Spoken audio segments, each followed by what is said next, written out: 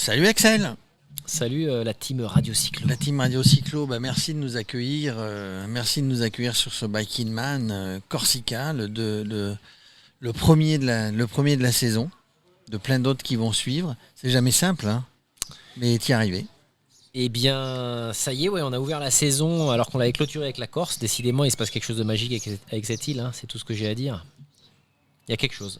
Il y a quelque chose. Donc toi, tu es revenu ici. Il y a des inscrits. Ce matin, cet après-midi, on vient de faire tout le contrôle des vélos, de la sécurité, etc. Avec ton équipe de bénévoles. C'est toujours important. Tu n'es pas tout seul, hein, sur le Bike in Man. Tu as une équipe avec toi. On est au moins une quinzaine par épreuve. Et après, j'ai mes deux piliers, Didier et David. Les ailiers. C'est mes deux forteresses. Et donc vous êtes toujours sur le Bike in Man, penser Bike in Man, faire des reconnaissances Bike in Man, etc. Vous parcourez, j'allais dire le monde, mais en tout cas la France, l'Europe, pour trouver des nouveaux parcours. Matin, midi et soir, on se lève Bike in Man et on se couche Bike in Man, c'est un mantra. Et c'est ça qui nous motive, c'est ça qui nous anime. Alors, combien de temps ça prend pour organiser un Bike in Man, par exemple pour le Bike in Man Corsica ? Eh bien, je dirais 4 ans. Puisque là c'est la 4e année, ouais. Et que chaque année, je dirais que ça devient quand même de plus en plus compliqué d'arriver à organiser des événements. Ça, c'est pas vous que je vais l'apprendre, hein. Avec le Covid, c'est super compliqué. Je pensais que ça allait se simplifier avec les années. En fait, non, ça devient de plus en plus dur. Donc moi, j'aime le challenge, je suis pratiquant, j'aime le vélo. Le vélo, c'est la résilience, c'est toujours être humble et apprendre en permanence, parce que c'est jamais acquis. Et je pense que le Bike in Man, c'est une belle métaphore du vélo, en fait. Oui, et puis l'expérience de chaque année dans tous les pays, en France ou ailleurs, en Corse, etc. Ça te fait un petit peu les modifier. Là, tu as rajouté quelques kilomètres et puis tu as rajouté un petit peu de montée. Alors, le parcours de cette année, effectivement, on l'a quelque part mis au standard Bike in Man. Donc je pense que la Corse en fait arrive à maturité en termes de parcours, puisqu'on a franchi le cap des 1000 km, symbolique, qui pour moi est un des formats qui définit le Bike in Man, hein, c'est un 1000 bornes. Et je suis enfin heureux d'avoir, je pense, une des versions les plus abouties. Pour pas dire parfaite, parce qu'on peut toujours s'améliorer, mais là vraiment c'est un parcours qui est exceptionnel. Donc on franchit les 1000 bornes, 17 000 mètres de dénivelé positif réel, et on montre... je pense, pas la totalité, parce que c'est impossible, mais vraiment c'est la quintessence de la Corse, ça c'est clair. On sait que tu maintenant, à force d'y revenir, tu connais parfaitement la Corse, tes potes avec le préfet, avec tous les... Non, je plaisante. Monsieur le préfet, si vous nous regardez. Donc tu vas essayer de découvrir, et quand tu es sur des parcours déjà existants, tu vas les refaire, tu vas regarder, tu vas rajouter, tu mets des nouveautés. Tu as d'autres idées, d'autres endroits où tu aimerais organiser le Bike in Man ? Alors, en plus de la Corse, oui, bien sûr, ça a des destinations. Je pense que c'est limité, en fait. C'est un peu, finalement, l'histoire de la vie qui va limiter la possibilité du nombre de parcours. Il n'y a qu'une vie, donc... Et il y a le Covid. Et je pense que pour la Corse, c'est un travail au quotidien. C'est-à-dire que tu ne peux jamais avoir la trace parfaite. Il y a toujours des petites routes emblématiques qu'on découvre. Et après, moi, je ne le fais pas tout seul. Il y a à la fois Didier et David, mais il y a surtout les vétérans. En l'occurrence, je peux citer Anthony Durian, qui fait le Bike in Man depuis 4 ans et qui contribue chaque année, de manière complètement invisible et transparente, parce qu'on échange régulièrement, à améliorer les parcours. Et ça, c'est une des beautés du Bike in Man. C'est que les personnes qui participent, elles ne viennent pas qu'une fois. Quand elles sont accrochées et attachées à leur territoire de manière aussi forte qu'Anthony, parce que ça permet de découvrir des endroits sublimes, alors qu'au départ, c'est moi qui lui en ai fait découvrir avec le premier parcours. En gros, excuse-moi Max, et après je te donne la parole, c'est des locaux, c'est les locaux qui t'aident aussi, les gens du coin qui t'aident aussi à élaborer ce parcours avec toute ton équipe.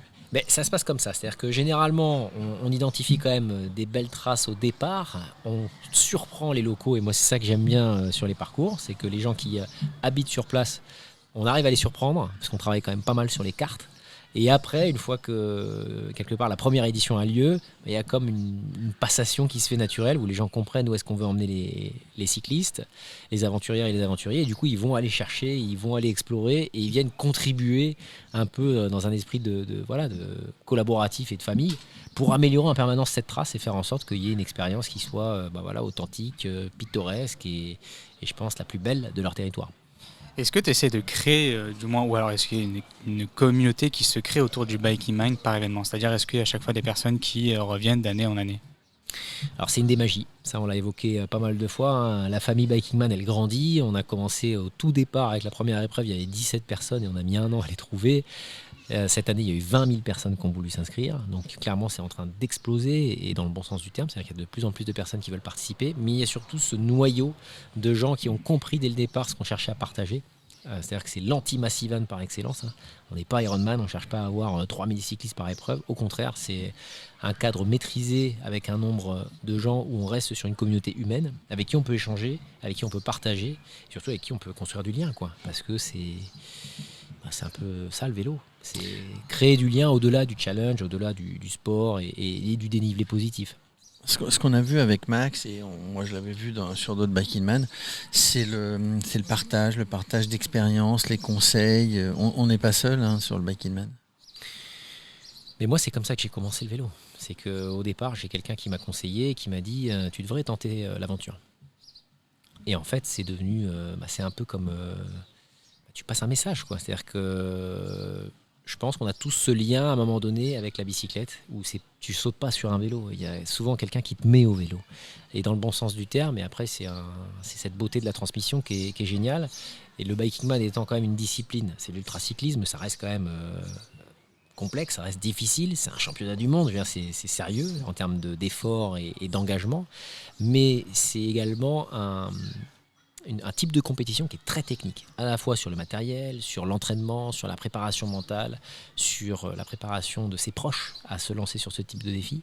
Il y a toute une myriade en fait de choses à préparer. C'est pas juste un vélo, deux roues, une chaîne. Non, il y a vraiment un ensemble de choses qu'il faut aborder, un ensemble de sujets qui font que c'est passionnant et que tu es tout le temps en train d'apprendre, tout le temps. Et tu as tout le temps besoin d'aller chercher de l'information. Et moi, c'est ça qui me plaît aussi, c'est que j'apprends à la fois sur les recos, j'apprends sur les expés que je réalise, j'apprends sur les courses auxquelles je participe, et je cherche à partager un maximum et à apprendre un maximum, puisque cette discipline de l'ultra-distance, eh bien, on est au tout début, je pense, d'un énorme mouvement, et il y a beaucoup de choses qui peuvent s'améliorer, et c'est ça qui est génial. C'est vrai qu'on voit pas mal de personnes, le profil type du coureur, on voit à la fois des jeunes, à la fois des personnes plus expérimentées. Par contre, il y a assez peu de femmes. Est-ce que c'est lié à l'ultra-distance? Est-ce que c'est lié au cyclisme corse ou autre? Moi, je pense que c'est lié à l'univers du vélo actuellement. Après, au quotidien, il y a quand même pas mal de gens qui travaillent à faire en sorte que ça se démocratise. Nous, on le fait à une toute petite échelle, parce qu'en fait, les inscriptions sont ouvertes à toutes et tous. Après, il y a plus d'hommes en proportion qui veulent participer, donc forcément, les places sont réservées beaucoup plus vite par les hommes. Par contre, c'est important de dire que le Biking Man, au départ, sur la ligne de départ pour tout le monde, il y a des femmes et des hommes. En solitaire et en équipe. Il n'y a pas de séparation de sexe, il n'y a pas un tour des femmes et un tour des hommes. C'est pas le Tour de France, quoi. C'est pas gentlemen only, ladies forbidden. Au contraire. Depuis le départ, on a été super inclusif là-dessus. Moi, bien sûr, j'essaye de mettre en avant des profils féminins sans rentrer non plus dans le système inverse qui va consister à privilégier quelque part la participation féminine, parce que je vois certains organisateurs qui font ça. Moi, la règle, c'est que c'est ouvert à toutes et tous. Et c'est le plus rapide, ou en tout cas les plus motivés, qui mettent la main sur leur place. On est sur un guichet ouvert, entre guillemets. Il n'y a pas de système de qualificatif, de tirage au sort et je ne sais quel artifice qui complexifie, je pense, l'engagement dans ce type d'événement. L'aventure, elle est ouverte à tous et toutes. J'espère à terme que ça va se démocratiser. Après, je pense qu'il y a aussi encore pas mal d'idées reçues à casser dans l'univers du vélo. Et j'espère qu'on va y contribuer avec le Biking Man en mettant en avant, notamment avec vous, les amis Radio Cyclo, et également les équipes médias qui sont là. Comme on l'a fait l'année dernière d'ailleurs avec